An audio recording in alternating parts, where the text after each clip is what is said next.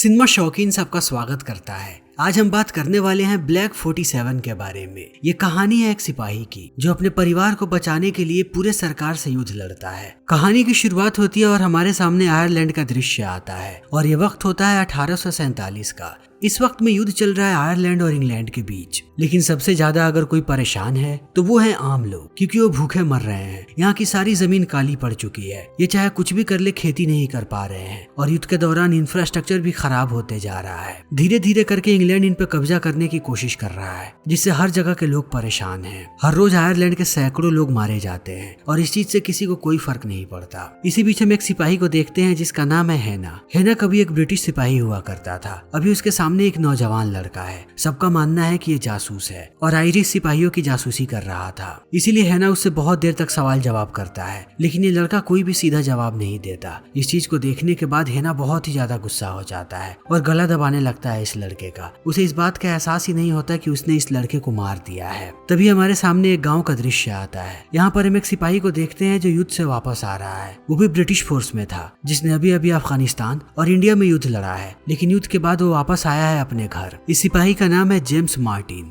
Martin जब रास्ते में होता है तब उसकी मुलाकात होती है उसके अंकल से, जिसका नाम है पीटर। वो पीटर से पूछता है कि मेरा परिवार कहाँ पर है, माँ और भाई कैसे हैं। तब पीटर मार्टिन को उसकी जिंदगी की सबसे दुख भरी खबर सुनाता है। वो बताता है कि उसकी माँ की मौत हो गई भूख से और हाल ही में सिपाहियों ने उसके भाई को भी लटका करके मार दिया। ये खबर मार्टिन को अंदर से तोड़ करके रख देती है। तभी यहाँ पर एक औरत आती है जिसका नाम है एली। एली को देखने के बाद मार्टिन को पता लगता है कि वो उसके भाई की पत्नी है, यानी कि मार्टिन का परिवार अभी भी पूरे तरीके से खत्म नहीं हुआ है। एली उसे लेकर के जाती है घर और मिलवाती है अपने 3 बच्चों से। ये सारे लोग एक साथ बैठ करके खाना खाने लगते हैं। जब मार्टिन इनकी हालत देखता है तब वो समझ जाता है कि अगर ये लोग यहाँ पर रहे जो उसकी माँ और भाई का हुआ था, अगर इन्हें अपना भविष्य संवारना है तब यहाँ से दूर जाना पड़ेगा। वो एली को कहता है कि क्या तुम लोग मेरे साथ अमेरिका चलोगे? अगर तुम लोग वहाँ चले तब तुम्हारा भविष्य बहुत ही अच्छा होगा। यहाँ पर तुम लोगों को कुछ भी नहीं मिलने वाला है। एली इन सारे बातों को बड़े ध्यान से सुनती है और थोड़ी देर के बाद मार्टिन को लेकर के जाती है उसके भाई और माँ के कब्र के पास। जब वो कब्र को देख रहा होता है तब वो पूरी कहानी बताती है कि आखिर ब्रिटिश सिपाहियों ने यहाँ पर क्या किया। उन लोगों ने बहुत ही ज्यादा टैक्स बढ़ा दिया। सारे लोग यहाँ पर आलू की खेती किया करते थे। काली जमीन होने के कारण खेती बहुत ही खराब होने लगी। फिर भी टैक्स में उन लोगों ने किसी किस्म की कोई भी कटौती नहीं की। तब मार्टिन की माँ ने इसका विरोध किया और खेती करना ही बंद कर दिया, जिससे धीरे धीरे करके वो भूख से मर गई। जब उसके भाई ने इन चीजों को देखा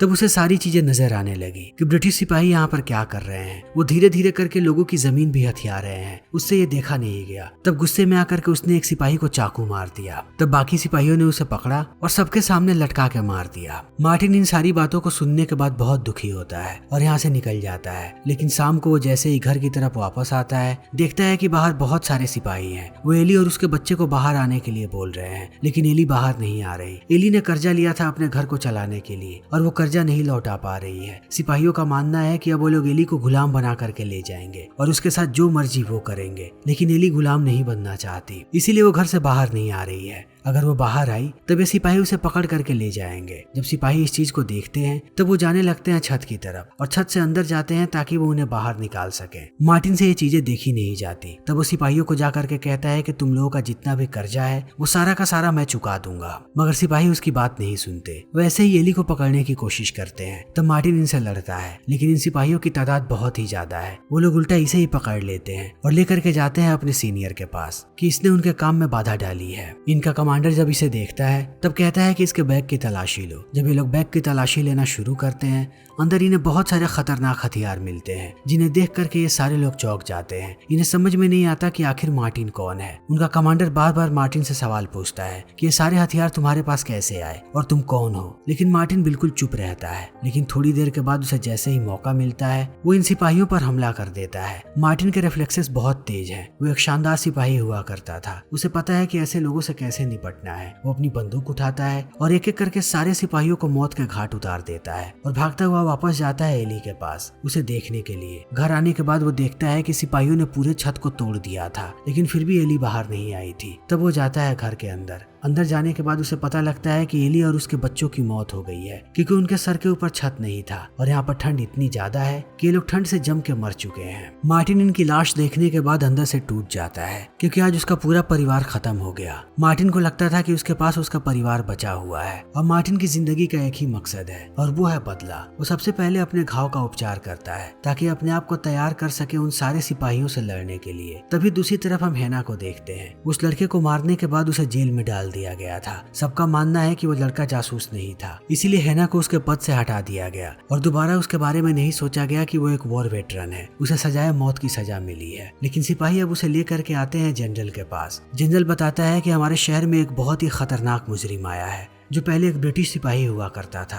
उसका नाम है मार्टिन। तुमने भी उसके साथ युद्ध लड़ा है, तो अगर तुम उसे पकड़ करके ले आए तब हम तुम्हारे सारे सजा को माफ कर देंगे और तुम्हारा खोया हुआ रुतबा भी तुम्हें मिल सकता है। हैना भी अब इस काम पर लग जाता है, लेकिन हैना को पता है कि मार्टिन कितना काबिल सिपाही है। वो इन सारे पैंतरों से वाकिफ है। अगर वो इन सिपाहियों को मारना चाहता है और अपने परिवार का बदला लेना चाहता है तब उन सिपाहियों को बहुत ही चौकन्ना रहना चाहिए। जब हैना अफगानिस्तान में था तब इन दोनों ने एक साथ युद्ध लड़ा था और मार्टिन ने हैना की जान बचाई थी। फिर भी हैना अपनी पूरी कोशिश करने वाला है मार्टिन तक पहुंचने के लिए। तभी दूसरी तरफ हम मार्टिन को देखते हैं जो जाता है अपने अंकल पीटर के घर और कहता है कि मुझे पूरी बात बताओ कि मेरे भाई और मेरी माँ के साथ क्या हुआ था। तब पीटर थोड़ा संकोच करता है, लेकिन अंत में वो उस जज के बारे में बताता है जिसने उसके भाई को सजाए मौत की सजा दी थी। फिर उसके भाई को टांग दिया गया था चौराहे पर। लेकिन यहाँ पर जब पीटर सारी बातें बता रहा होता है तभी मार्टिन को पता लगता है कि जैसे ही उसकी माँ की मौत हुई पीटर ने उसका घर हथिया लिया और घर के अंदर वो सुअरों को काट करके लटकाया करता था। यानी कि इस पूरे समय में वो चाहता तो उसकी माँ की मदद कर सकता था, लेकिन अपने फायदे के लिए उसने मदद नहीं की। इन बातों को सुनने के बाद मार्टिन बहुत गुस्सा हो जाता है। जैसे ही पीटर को इन बातों का एहसास होता है वो अपनी बंदूक निकाल करके तान देता है मार्टिन पे, लेकिन वो गोली नहीं चला पाता क्योंकि सर्दी के कारण गन पाउडर जम चुका है। अगर गन पाउडर जमा हुआ नहीं होता तो अब तक पीटर ने मार्टिन को मार गिराया होता। इस चीज को देखने के बाद मार्टिन पीटर को पकड़ता है और उसे मार देता है। मार्टिन ऐसे किसी भी आदमी को जिंदा नहीं छोड़ेगा जिसने उसके परिवार को तकलीफ दी है। तभी दूसरी तरफ हम हैना को देखते हैं। हैना का साथ देने के लिए एक नौजवान लड़का आता है जिसका नाम है हब्सन। ये दोनों मिलकर के निकल पड़ते हैं ढूंढने के लिए मार्टिन को। तभी हम मार्टिन को देखते हैं जो कोर्ट में आया हुआ है उस जज को पकड़ने के लिए जिस जज ने उसके भाई को सजा दी थी। उसका नाम है बोल्टन। बोल्टन से सारे लोग बहुत ही ज्यादा निराश हैं। वो अपने फायदे के लिए किसी को भी सजा दे देता है। मासूम लोगों की जान की कोई भी कीमत नहीं है उसके नजरों में। उसका यही काम है। आज भी जब वो एक लड़के को सजा सुनाता है तब यहाँ के सारे लोग उसके खिलाफ हो जाते हैं और कोर्ट में ही गालियां देने लगते हैं। लेकिन बोल्टन को इन बातों से कोई फर्क नहीं पड़ता। उसे लगता है कि कोई भी उसका कुछ नहीं बिगाड़ सकता। लेकिन मार्टिन यहीं पर है। वो उसकी सारी हरकतों को देखता है और जाकर के बैठ जाता है उसके घर पे। जैसे ही बोल्टन यहाँ से निकल करके घर पे आता है वो देखता है कि यहाँ पर मार्टिन बैठा है अपने हाथ में रस्सी लेकर के।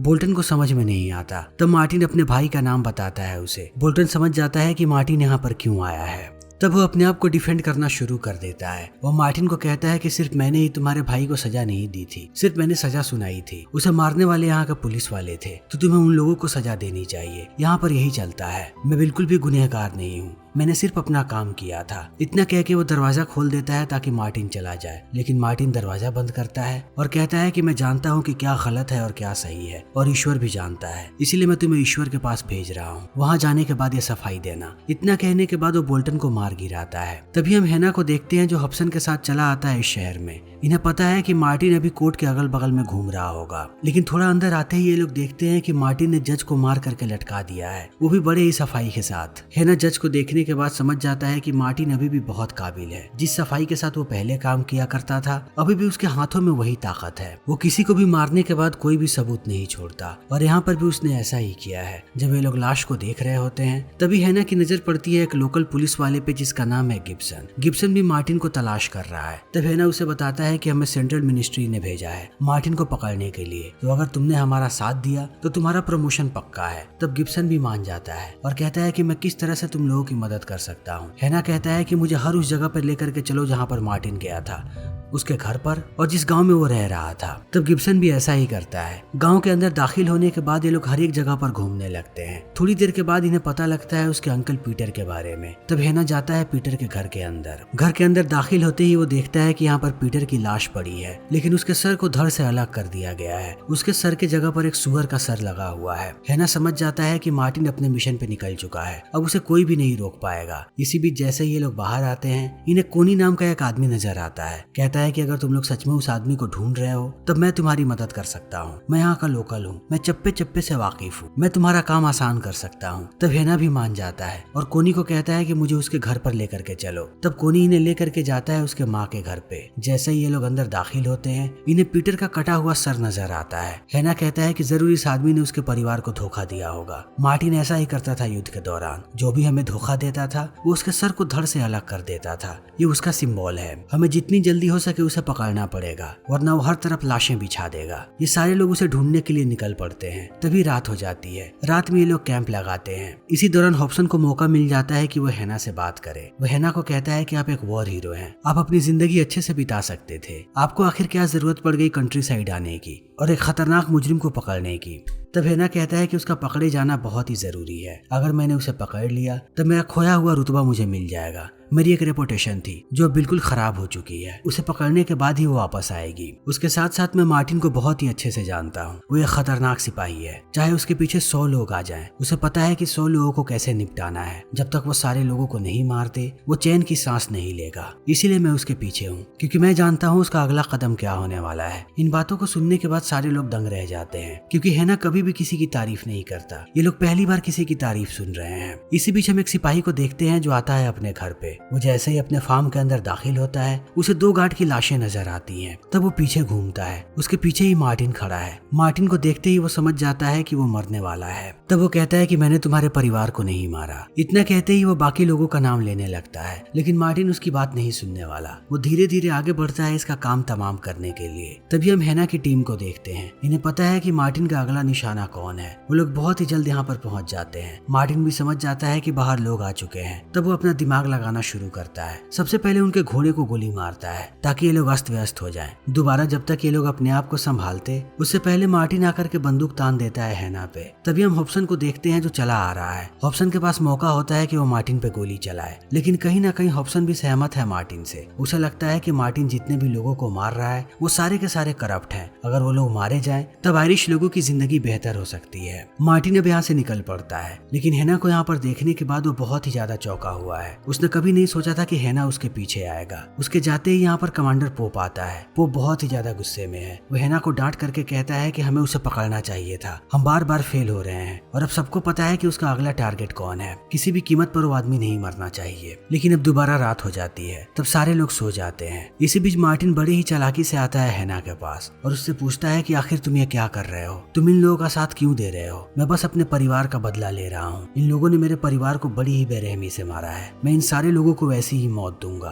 अपनी आंखों को खोल करके देखो कि ये लोग क्या कर रहे हैं। जब हम उन्हें मारते हैं तब वो हमें मुजरिम घोषित कर देते हैं, लेकिन वो जब हमें मारते हैं तो उसे काम माना जाता है और उसके बदले में उन्हें मेडल मिलता है। वो सारी दुनिया को कहते हैं कि हमने इंसाफ किया है। इंसाफ नाम की कोई चीज नहीं है यहाँ पर। हर रोज लोग भूख से मर रहे हैं। उनका साथ देने के बाद तुम भी वैसे ही बनते जा रहे हो। इन सारी बातों को सुनने के बाद अब हेना भी परेशान होने लगता है, लेकिन वो कुछ जवाब देता उससे पहले मार्टिन गायब हो जाता है। तब सुबह होते ही ये लोग निकल पड़ते हैं और पहुंचते हैं इस खेल के सबसे बड़े खिलाड़ी के पास, जिसका नाम है माइकल जिम। जिम सबसे बड़ा गुनहगार है मार्टिन के परिवार का। उसे भी पता है कि मार्टिन उसे मारने आएगा, इसीलिए जिम ने सबसे खतरनाक कातिलों को यहाँ पर बुला रखा है। अब हेना भी अंदर आ जाता है पॉप के साथ और ये लोग जिम के साथ बातें करने लगते हैं। तभी बाहर हम हॉब्सन को देखते हैं। जब वो अंदर आ रहा होता है तब देखता है कि बहुत सारे भूखे लोग दरवाजे पर खड़े हैं। जिम ने अपने गोदाम में बहुत सारा राशन भर रखा है जो बहुत ही जल्दी सड़ जाएगा अगर उसे खाया नहीं गया तो। ये सारे लोग भूखे हैं और खाने के लिए दरवाजे पर खड़े हैं कि उन्हें कुछ खाना मिल जाए, लेकिन कोई भी इन्हें खाना नहीं दे रहा। हॉब्सन अंदर आता है और गुस्से में बंदूक तान देता है गार्ड पे और कहता है कि इन सबको ला करके खाना दो या इन्हें अंदर आने दो, ये खुद ही अपना खाना ले लेंगे। तब बाहर शोरगुल होने लगता है। इन आवाजों को सुनने के बाद हेना और पॉप बाहर आते हैं, लेकिन वो लोग कुछ करते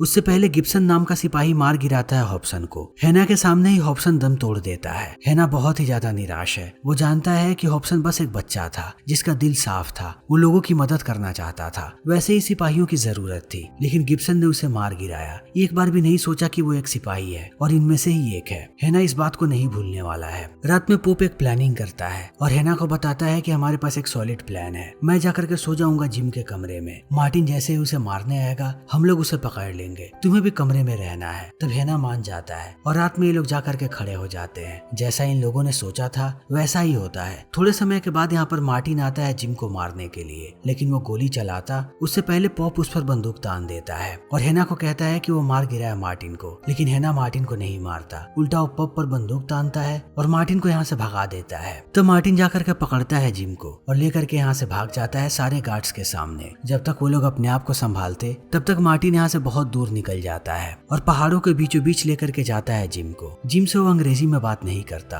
वो आयरिश में बात करता है, जो भाषा जिम को समझ में नहीं आती। जिम कहता है कि आखिर तुम क्या बोल रहे हो, मुझे कुछ समझ में नहीं आ रहा। तब मार्टिन कहता है कि मैं तुम्हें अपनी भाषा में बता रहा हूँ, तुम हमारी भाषा को नहीं समझते, तुम हमें क्या समझोगे। कई वर्षों से तुम सारे ब्रिटिश और आयरिश को सता रहे हो, तुमने हमारे बारे में सोचा भी नहीं है। तुम लोगों को लगता है कि हम इंसान नहीं है, हमें जीने का कोई हक नहीं। एक बार नजर उठा करके देखो कि हमारी क्या हालत है। इन बातों को सुनने के बाद जिम कहता है कि तुम मुझे मारने वाले हो। मार्टिन कहता है कि इतनी आसानी से नहीं, जिस तरीके से तुम ब्रिटिश वालों ने हम आयरिश को सताया है मैं तुम्हें उतना ही तड़पा के मारूंगा। जब जब तुम तड़पोगे तुम्हें याद आएगा कि तुमने हमारे साथ क्या किया है। इसी बीच सुबह हो जाती है। सुबह सुबह हम हेना को देखते हैं जिसे सजाए मौत मिलने वाली है। हेना को खड़ा किया जाता है और उसके सामने बहुत सारे सिपाही बंदूक लेकर के खड़े हो जाते हैं उसे गोलियों से छल्ली करने के लिए, लेकिन ये लोग उसे मारते उससे पहले उन पर ही गोली चलने लगती है। तब हमें पता लगता है कि मार्टिन यहाँ पर आ चुका है हेना को बचाने के लिए। तभी एक घोड़ा अंदर आता है, उसके ऊपर एक आदमी बैठा हुआ है। उसे देखते ही सारे लोग उस पर अंधाधुंध गोलियां चलाने लगते हैं। उन्हें लगता है कि ये मार्टिन है, लेकिन गोली मारने के बाद वो जैसे ही उस आदमी के पास जाते हैं उन्हें पता लगता है कि ये मार्टिन नहीं बल्कि जिम है। उन लोगों ने अपने ही मालिक को मार गिराया। अंदर आते ही मार्टिन ने सारे दरवाजों को खोल दिया था ताकि जितने भी भूखे लोग बाहर खड़े हैं